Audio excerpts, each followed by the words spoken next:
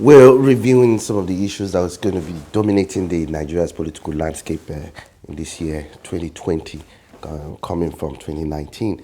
And with us in the studio, we have Comrade Adeola Soetan. It's a pleasure having you on. Yeah, thank you. Happy New Year. Thank you. Let me start by asking this question. What's your view on the call by Pastor Bakare, the serving overseer of the Latter Rain Assembly, asking the president to be actively involved in the process that will produce his successor in 2023? That's a terrible call. We operate democracy. We are not a monarchical system of governance. Even in a monarchy, a living king does not appoint a successor. It refers back to the ruling house. If that ruling house monopolizes the kingship, if not, it goes to another ruling house. Well, I'm not too sure that some anointing oil is alcoholic. I'm not too sure. Even if they are alcoholic, and I'm not too sure that Pastor Bakare drinks alcohol or is under influence of alcohol. Is a well-read and, of course, dynamic individual. Pastor Bakare is one of the very few pastors I do listen to their sermons. Very few pastors. But you see, at times, problem with the bourgeois elites, or let me say bourgeois elites, radicals, is that when it comes to time to take serious on principle ideological position, they create, a super image of individual. That is why you see them, they will say, pray for our leaders to get light, to get water, to get toilets in schools, pray for our leader, to curb crime. These are beyond prayer. And I feel that when Pastor Bakare suggested that Buhari should be involved in who his successor is, I think it's very wrong. Very, very wrong. And if he's a true Democrat, he will know such call belongs to the monarchical system. Electorate, political parties determine their candidates. Electorate, determines, the person they want to vote for, wrongly or rightly. It's not by anybody. Where individual can be interested that, okay, maybe this is the person I want to, to succeed me. But it's not our business. That is between his party to do that. If they accept, good. But it's not for anybody, to pick a successor. And I'm not even sure if Pastor Bakare is a Christian, is a pastor. I'm not even sure that Jesus picked his successor. Jesus never picked that out of the 12 disciples. But he knew the message would be carried beyond him. And that was where we have all the pastors cannot say, I am the successor of Jesus Christ.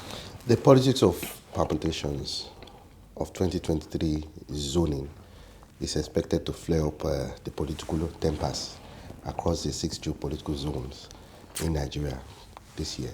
How much effect will this have on governance in terms of distraction?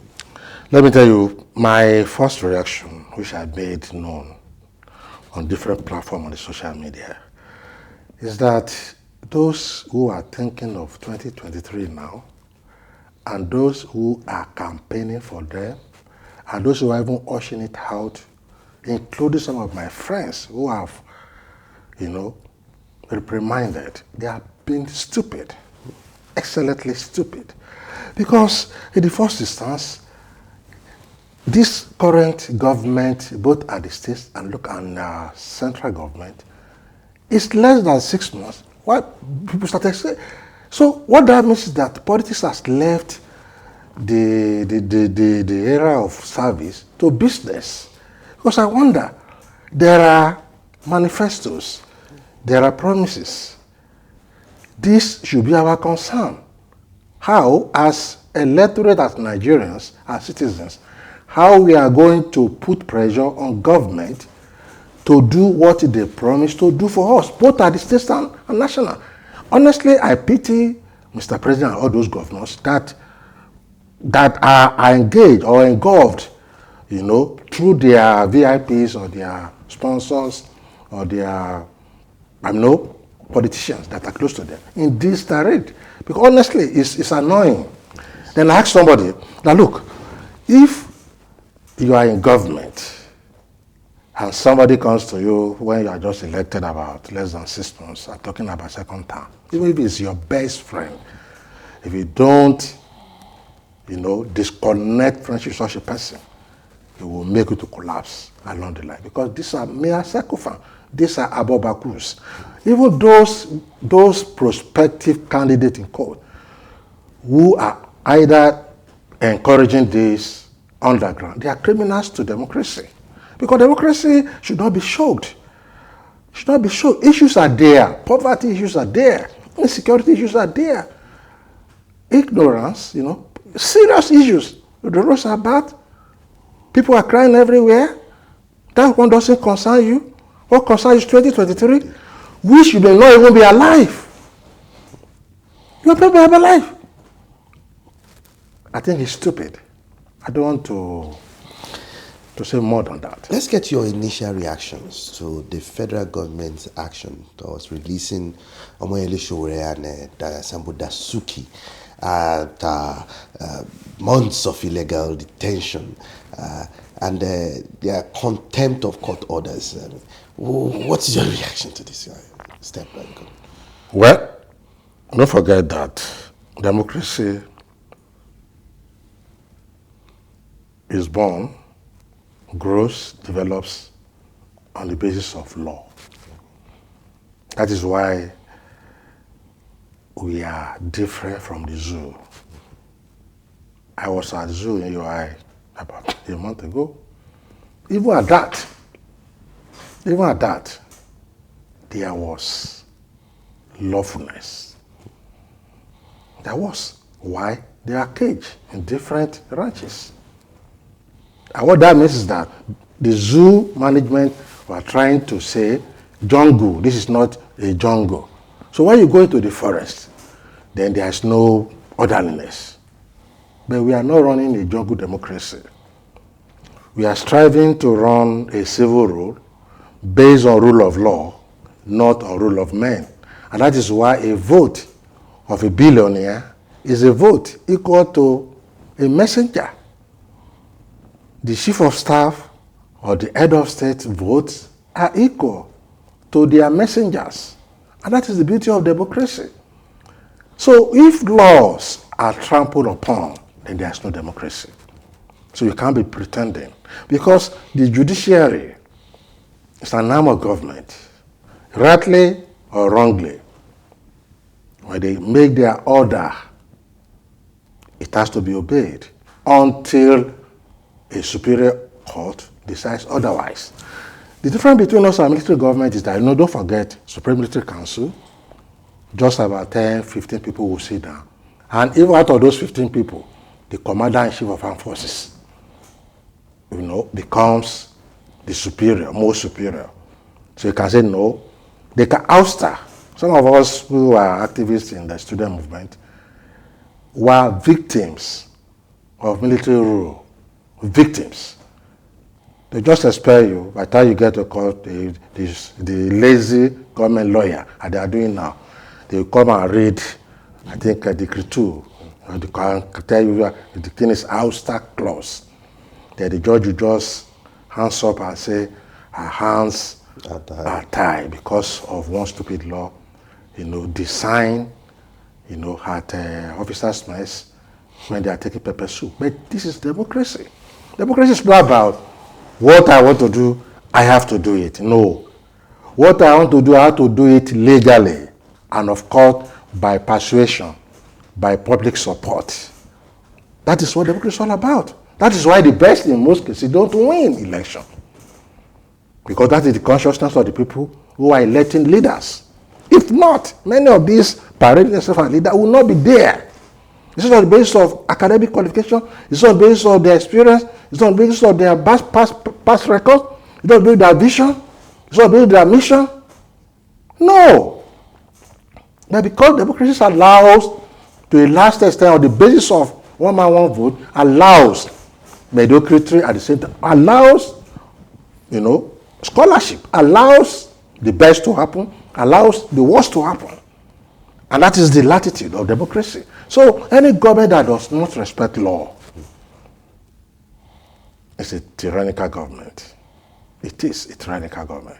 And of course, the issue of flouting court orders for those who have been released by court, even with such terrible, terrible bail conditions, and those conditions were met, then let's go back to court. It's not nobody. I'm surprised that the AGF came out to say that not all cases, not all court orders can be obeyed. And even asserted law that if a court gives an order that the government can hold the person if they want to appeal. I don't know where it is its law. Because what that means is that the moment you are released on bail. So if you want to go back, you go back. And if the appeal court says, no, that bail is wrongly given, then you pick the guy up again. So except they are telling us that they are voodoo Democrats. And mark you too, people who blame AGF and refuse to blame Buhari, they are only be hypocritical. The AGF is just a worker who has nothing. Today, if the president says go away, he goes away. Because we don't know him. The Constitution, we don't know him as a person. The Constitution says his office. But the president appoints. Those who want to romance Mr. President by blaming the SS to be outlawed, to be lawless, they are only be hypocritical. But some have felt or may have said that President Buhari is himself in a bubble, so to say. That there is a cabal that is, manipulating him. I would really love to get your reactions on that. He was pressured, so to say. To even release Dasuki and he's the president in a bubble. I don't understand that language. People talk of cabal. I don't understand it. Because cabal never came out to campaign for votes. No party sponsored or presented cabal for electorate to vote for them. A president appoints who wants to work with him. So if he appoints cabal and enjoy them to be cabal and give them cabal power, because he enjoys it. I have led and I'm still leading. And I know what I'm talking about. It's about you being read by people. If Mr. President has obeyed law, let me give you an instance. A president does not need a cabal before he fires the director of DSS. Because they lied. See the way they are pushing us here and there, forgetting that we are not only a country in the whole world. We are in a civilized world. When that bail was granted, I'm talking of Sowore and Bakare, who are more interested, even though all those who have been detained illegally should be released. You see, they said, because I was in contact with their lawyers, they said, it's closing time. The order came, so they won't work. Nasty. Security people don't close. This is obvious. Now, second day, Congress supporters, activists were there. They said they cannot release Sowore and Bakare to mob. And Mr. President is sitting down, enjoying that sordid drama of embarrassment to a nation. We are not in a village, please. It's annoying. Now, after much pressure, a week after, the spokesperson came out to say, well, their fear is that if they release Sowore, one vehicle can knock him out. Mr. President, sit down, enjoy that drama. Even the scripting was wrong. Even if you want to present a drama, The script was good. The script was wrong. The acting was wrong. I'm surprised they sit down and enjoy those drama like Eleyimi. Now, the next thing, they were released. They went to abduct them. 1 hour before that stupid incident, Comrades called me. I was in Lagos. I was eating my eba and cold eba and not vegetable in the morning. You know, because I wanted to sleep. I didn't sleep overnight. And that is one of my best sleeping tablets in the morning. Comrades called me and said, it's like there are 6 refugees in mask and what have you that it's like she will already be abducted. So you don't need anybody to start telling lies that it was Showore acted. And I put a statement down. So look, then if a Showore can act within 30 seconds to 1 minute, because the SSS said that when they came out, he saw them and he ran back. So what that means is that he too was surprised. So if he ran back, court is a sanctuary. In those days, you cannot even on when a court session, when the court was in session. You cannot on. I'm not sure now. Even the masquerades. When you are young, you follow masquerade. When masquerade get to court, all those drummers and including us that were following masquerade, you keep quiet. Now, government agency invaded the court, abducted those who have been released by court to the extent that they had to go and beg. Initially, they denied. They said the Showore boy that prompted the drama. Now they went, at the back of the scene to beg the judge. And the SS director and all of them there were not fired. Mark you, don't forget the acting president, when he was acting, Osinbajo, appointed somebody who the media, I don't know the person, projected as a civilized person. The president came back and fired the guy, brought this guy. So don't tell me, Mr. President did not know that the person he wants will be that bad. If he does it, there is no leader. Then don't tell me too that those are not the cabal. Mr. President, by himself, organized around him, if there is a cabal. But I don't know of any cabal constitutional. Considering that sordid desecration of the sanctum of the judiciary, and in the face of all these political shenanigans under this Buhari's polity, what is the hope for the common man?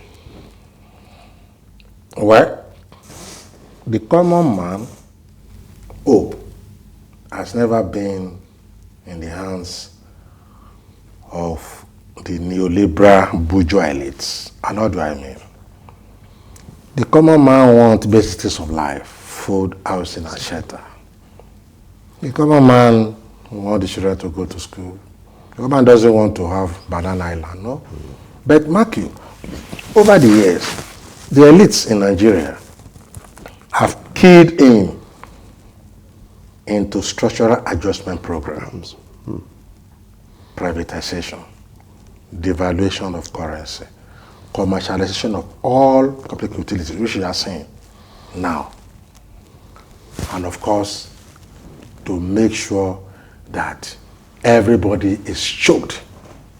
So their fate can only be in their hands by knowing that collectively they can help themselves to survive by forming their own party that they can vote. I was addressing some people about 3 months ago. They are youths. I was coming, then the roads were blocked, so we had to take all this inner road. And boys just block everywhere, collecting 50, 100 naira from people. And I packed as I called them. Look, this is not your job. Your job is that next election. I said, look, have you told, even that road we are passing, they are very bad road. It's only that it's better than where we have total blockade. And I called them, look, I'm not going to give you money.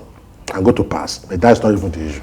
The issue is that, have you ever reported to your councillor or your chairman that even these your roads are bad?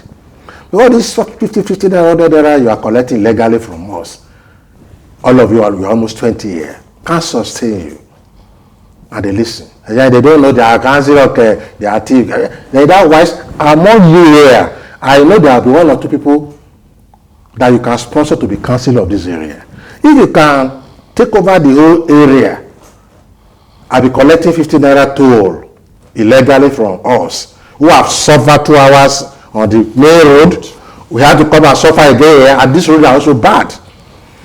You must be capable to appoint somebody, to nominate somebody among you to fight those you call Ole. So that when election comes, find a party that will not tell you to go and bring 100 million before you can pick ticket. Find a party and contest and campaign. So common man dilemma is really not for the elite to resolve for you. And if he mistakenly, out of default or what have you, voted for the elite to be there, he must fight against the economic interest of the elite. And that is why the issue of protest, the issue of consciousness. I'm happy today, unlike in those years, people are heavily bombarding vendor spot to argue. People are coming out at market to argue. People have known that both PDP or APC are the same. So people now talk, but the problem is that the objective conditions are there to push people into mass revolutionary struggle for a system change. But the subjective factor on the basis of organizations that can tap effectively, coordinate these activities genuinely and structurally to chase away the ruling class. If not, let's look at the issue of the subjective factor. If the objective conditions are there, the subjective factors in terms of organization, in terms of opposition, real formidable opposition against this government, there seems to be a collapse of that.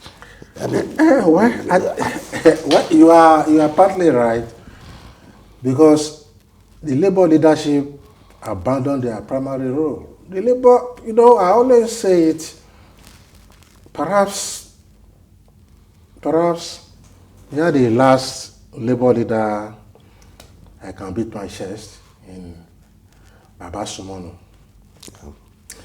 Labour leadership is not about coming to negotiate for minimum wage alone. Any idiot can do that. Any idiot can do that. You don't need to be an activist to be a Labour leader. What does they had all those laws? Abi? Those laws are there. So you can pick anybody to come and discuss about minimum wage. But the fundamental position of Labour is more than that. Okay. It's about taking political steps to justify their position, by coming to power through the rank and file parties that Labour can coordinate. But the Labour today has been reduced to even the minimum wage. Okay, now look at it this way.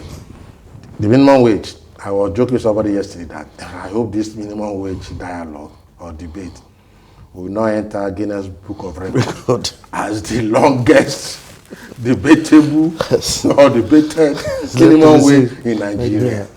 Tell me, even while you are discussing 30 minimum wage, we can't sustain anybody with that. VAT has increased. Exactly. More taxes. They are planning to increase electricity tariffs. Food stuff have been. So even if that tax comes, so Labour, people are there. That is why Labour leadership, we should put pressure on them. Now look, your job goes beyond all these minimum wage issue, but political interest to have our own party, a party that you can call, this is our party, a socialist party, a Labour party, a party of working class that can come together and start putting candidates to justify them. Because to them, they have their own morality now. There's bourgeois morality, there's also working class morality.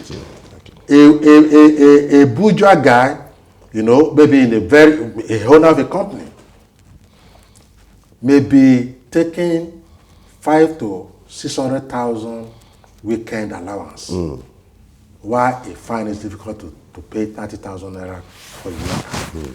To him, It's his own morality. He doesn't say anything wrong about that. You know? To him. Somebody may have 10 generators. Big one. And all the areas may be in darkness. If you cannot afford that. To him.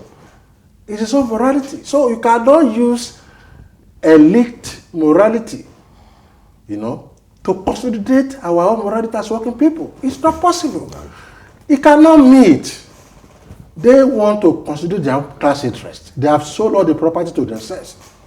When they wanted to privatize NEPA, hey, you need to see the professors, different analysts. And we were telling them, including Oshomole, he bought it to it. He bought it to it foolishly.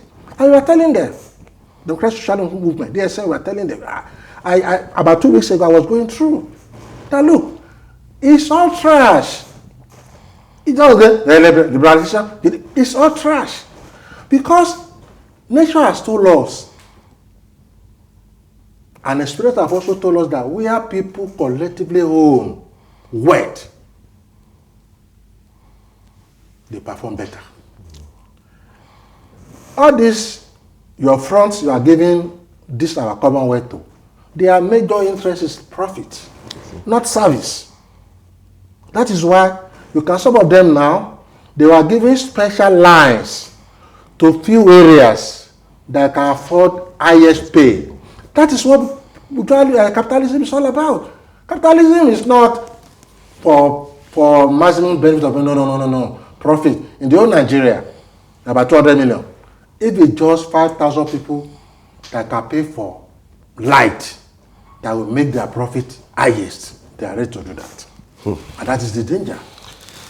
The 2020 budget has been dotted with a lot of flurry of vague, fraudulent projects, and the budget has actually been passed, and part of the vague project has to do with the 37 billion naira for the renovation of the National Assembly.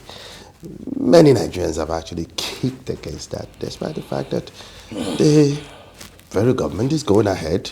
I mean, should the federal government release that fund to the Senate?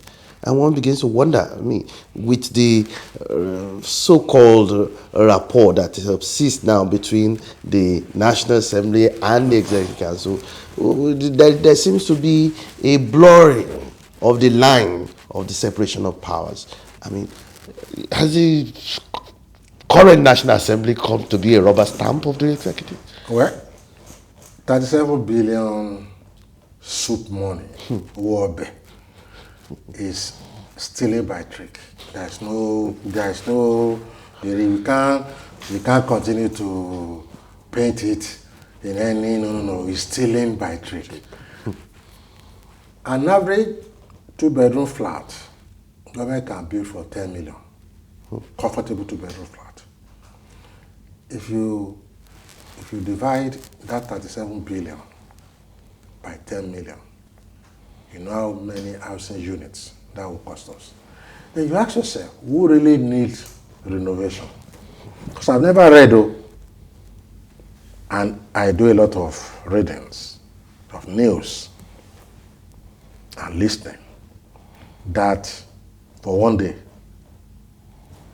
that roof, which I call hollow chamber, those roofs are leaking. Or the senators, also rep guys got there, they have no chair to sit. Our public schools need renovation. Okay. Public schools. A school, they need 1 to 2 million. Exactly. You will turn the school around. Many schools in this Lagos, including Ikeja, don't forget Punch, this is a story some time ago, exactly, that led to the firing of the vice president. The president was later recalled. People sit on bare floor. Roofs are leaking. Windows, none. Most, I think just recently, they said 50% of schools in Nigeria have no toilet facilities. 50%. This is a report by UNICEF. of our schools have no toilet facilities. You know what that means? Teacher, Mr., Mrs. will go to the bush to do whatever they want to do. Children, school people, school people will be sitting here, will be looking at the mistress Yash there. The mistress will not know. Apart from infection, apart from psychological effect, we have dehumanized all these pupils. Okay. I read a paper 2 weeks ago where they went to a school in the East. Ladies, the girls, primary school and secondary school, one girl said because she was nearly bitten by snake, she had to go to her house, which is about 25 minutes trek, to go and shit. To and fro. That's 50 minutes, less than 1 hour.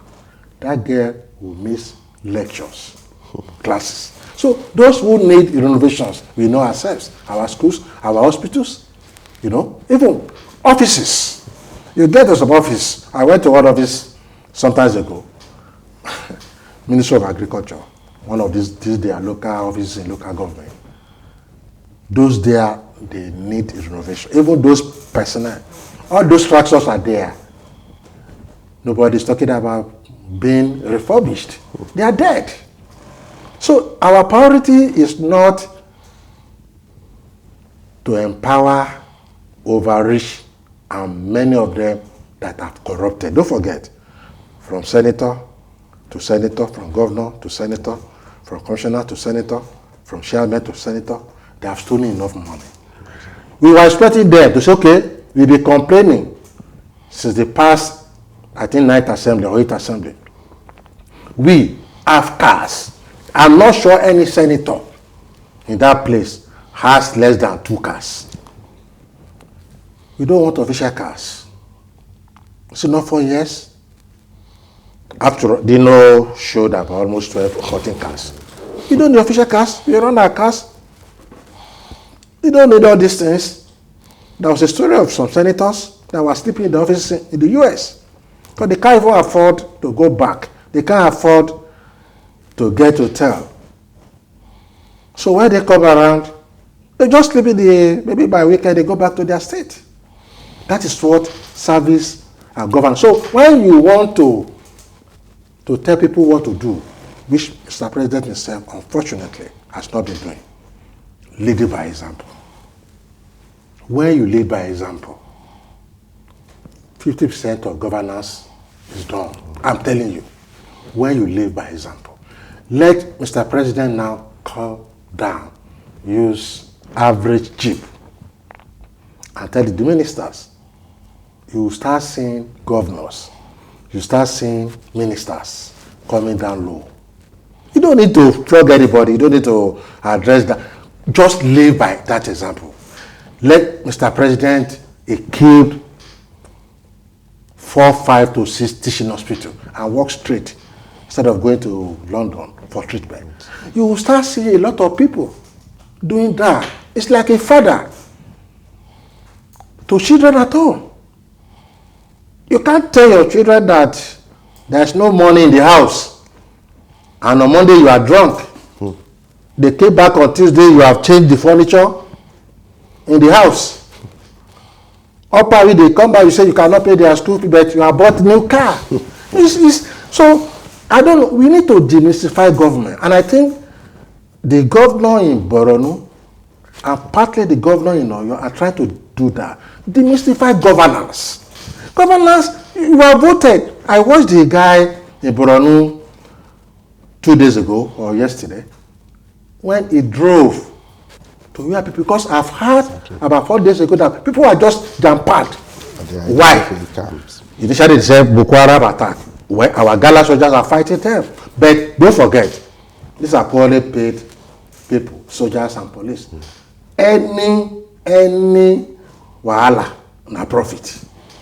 Any wahala na avenue to make money. Started collecting money. The president, the governor worked there. You see him, you see simple shirt and trouser. I said, oh, this man, well, it's always difficult to beat your chest for them. But I said, oh, this man, is telling us that not all governors are animals in that office, that some of them are human. Because governor is, you are a governor, you are not defined by how many babariga you go and sow, or how many salary or cars, or how many money you have, how much you are going to see. No, it's simple. Be compassionate. Don't add burden. That's why I always tell Mr. President. Now look, I saw him, I think 1984. And the man I saw at Dodon Barrack, when I went to cover an assignment there, was a complete simple man. In fact, when he passed through by my side, I didn't even know. So when I saw those soldiers, I think, okay, this is a Buhari. So he appears a simple person. But simplicity is not enough. Exactly. You must walk the talk. That's the point. You have to walk the talk. You cannot be doing what you are not supposed to be doing. Mr. President said he's going to declare his asset publicly. He said it by himself, and he's not doing it now. Now, the spokesperson, Femi Adesina, responded to Sarah that there is no law that compels president to. At the same time, there is no law that also compels the president not to declare, because it's public morality. So let's start demystifying governance. Talking about demystifying governance, the president is requesting for a $30 billion loan. And one begins to wonder, is he getting Nigeria into a trap of debt crisis, or, as they explain, it's a move towards economic growth for the country? Let's get to what's his justification, so to say, for plunging Nigeria into a debt that is even higher than our annual budget? Well, it's unfortunate that one has to be alive and start seeing this, because I was an active participant, member of Jubilee 2000, when in year 2000 we were campaigning against cancellation of Nigerian debts. The thing was cancel the debts. I think along the line, Obasanjo went to buy the debts, about $120 billion, I'm not sure, or 20 again, and we are debt free. So it's about what vision. And I tell people, there's no loan that cannot be justified. There's no loan. There was no loan that past government did not justify with the Abobaku. Either Abobaku, professor of economics and water. There was no loan that they did not justify.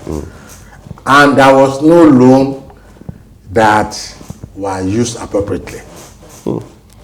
And mark you, when you may say there's nothing wrong about taking loans, but when you take loan, that you have to kill yourself to even service, then you cannot get away from poverty. I tell people, if another Nigerian now goes to bank, you will tell them the reasons why you need a loan. But the reality is that under this system, you need loans. When you need loans, you take loans. What do you do with them? You invest in bogus deals, yet everything is getting higher profit, higher prices. Then there's a problem. At what stage do we now make a reflection? Because you cannot be compiling debts. Mark you, before Mr. President came in, before his election, and his party, APC, they all heartedly condemned that reckless taking of loan by Jonathan government. It means they didn't even have alternative. They are just being hypocritical. They are just being power hungry for power hungry sake. Because I remember that Jomo Kenyatta, and of course Leopold Senghor, in one of the research I did, they regretted. In fact, I think Senghor said any African nation or leader should desist, should just run away from this. The conditions are too. Don't forget, they give you loan. It's not that they give them money at times. The facilities, they control it. Those who give, they give conditionalities that your grandchildren cannot opt out of it in years to come. They bring their personnel. They continue to service the left, and they don't want to release you. That is why African leaders today are not heard or seen in one affair, because they have been overburdened by loan, by corruption, and they are cowards. So unlike in those days, now you have leaders that still come back with some great of integrity. I'm talking of proper integrity. They have visions. I will talk. Tell me, even when Gaddafi was being massacred, African leaders kept quiet. The world affair today, no matter which side anybody belongs, the Iran African leaders kept quiet. It's not because they are gentlemen, it's because they are slaves to neoliberalism, they are slaves to imperialism. All of them have been enslaved by loans, by grants, by corruption. So there's a problem.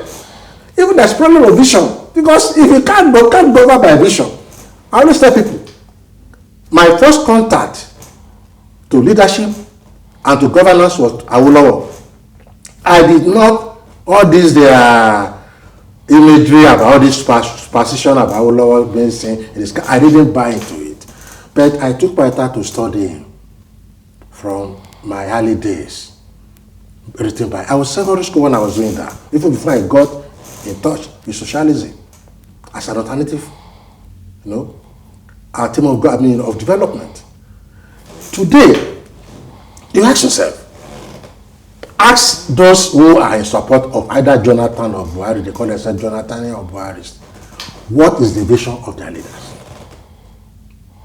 A leader that you cannot know his opinion on federalism, on education, on health, on budget allocation, on state, police.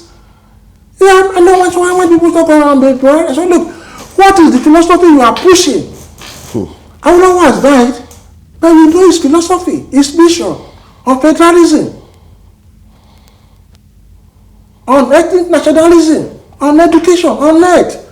So when you are defining yourself as Jonathan or Buhari, what are you defending?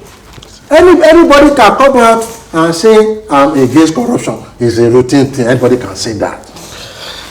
Let me ask you finally, Comrade Adeola Soetan, if you had to make a prediction about Nigeria's political landscape in 2020, what would it be? Well, it's not even about prediction. They have shown us that there's not going to be much governance. There will be governance because there are posters everywhere of El-Rufai, of Tinubu, and I'm sure Bakare may also join because of his 16 and 17 prediction of those days. And other people will be talking of it should be north, it should be south. So we are likely going to have extravaganza of political idiocy, just disturbing and distracting. Even Mr. President being distracted, governor being distracted. So we are going to have less of governance. We may have it, but there won't be light. We may have motion, there will be movement.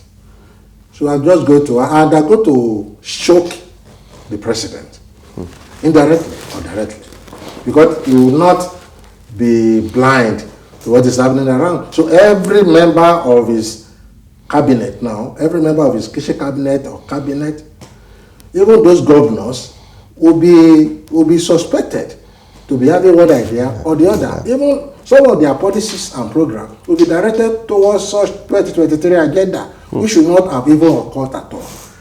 And this is where labor leadership, society organizations, individuals, communities should be at alert to make sure that it is within this year to 2023, we have to do a rescue mission to continually put governance issues on the agenda. And we should be able to determine the agenda. not for all these guys who are business merchants to determine the agenda for us, or else there won't be any governance again. Comrade Adeola Soetan, thank you very much, sir. You're welcome. Really appreciate it.